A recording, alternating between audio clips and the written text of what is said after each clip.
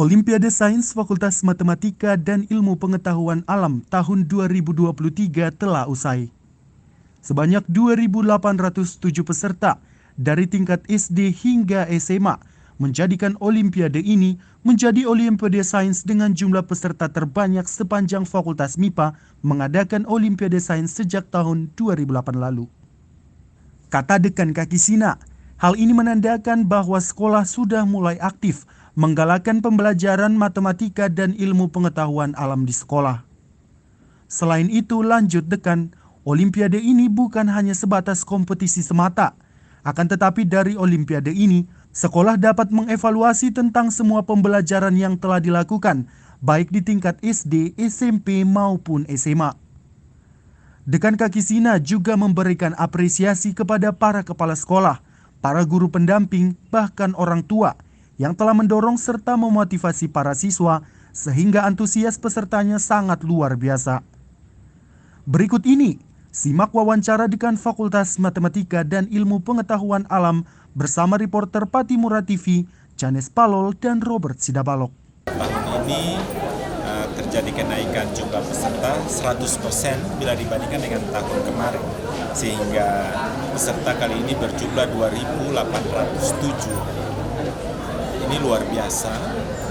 Ini menunjukkan bahwa sudah mulai sekolah-sekolah mulai aktif untuk menggalakkan matematika dan sains di sekolah-sekolah. Ya, itu menjadi penting.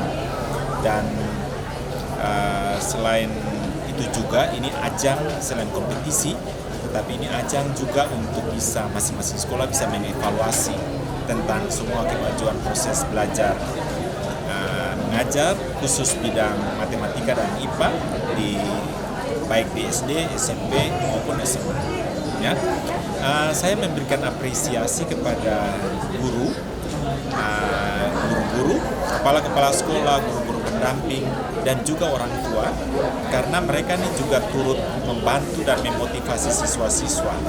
Nah, ini antusias siswa kalau tahun ini, memang tahun-tahun sebelumnya terjadi peningkatan, tapi tahun ini yang peningkatannya signifikan. Tentunya ini semua dukungan sekolah dan juga orang tua, ya. Dan ini yang kita butuhkan, bahwa kecintaan siswa kepada ilmu matematik dan sains itu harus ditingkatkan, karena itu merupakan ilmu dasar, ya, ilmu dasar untuk nanti dia bisa memahami yang lain dengan baik. Karena itu perlu, karena dia merupakan ilmu dasar, sehingga dia harus ditanamkan dengan baik pada siswa-siswa, dan itu mulai dari sejak kecil. Jadi kalau dari SD, memang siswa SD yang jumlahnya paling banyak bila dibandingkan dari siswa SMP dan SMA. Nah, ini hal yang positif, ya, dan sudah mulai terwakili dari beberapa kabupaten dan pulau yang ada di Maluku, ya, bisa sudah sampai di Bulu, ya. Kita masih berupaya untuk supaya bisa dari Maluku Tenggara, ya, cuma karena transportasi. Memang ada mekanisme yang nanti kita atur kalau memang mau terwakilkan. Jadi kalau Pulau Ambon dan sekitarnya itu berarti semua sudah terwakili. Karena malah yang peserta yang sekarang yang paling banyak malah dari luar Pulau Ambon. Ya, dan ini mulai kompetisi antara sekolah sudah mulai kelihatan, ya. Nah, ini bagus. Ini juga salah satu indikator untuk kemajuan ilmu dasar MIPA di sekolah, ya, dengan membludaknya siswa-siswa untuk mengikuti kegiatan ini. Jadi bukan sekedar untuk mendapatkan sertifikat, lalu nanti sertifikat itu nanti digunakan untuk dia mau sekolah lanjut, juga tidak.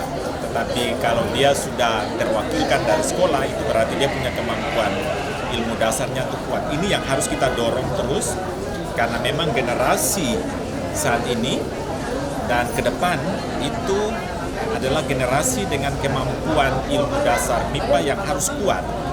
Nah, itu harus diperkuat. Nah, saya selalu bilang bahwa Maluku punya sumber daya alam yang cukup banyak, dan itu harus dikelola oleh masyarakat Maluku. Nah, salah satunya kemampuan sumber daya manusia adalah kemampuan ilmu dasar, MIPA, matematika dan IPA.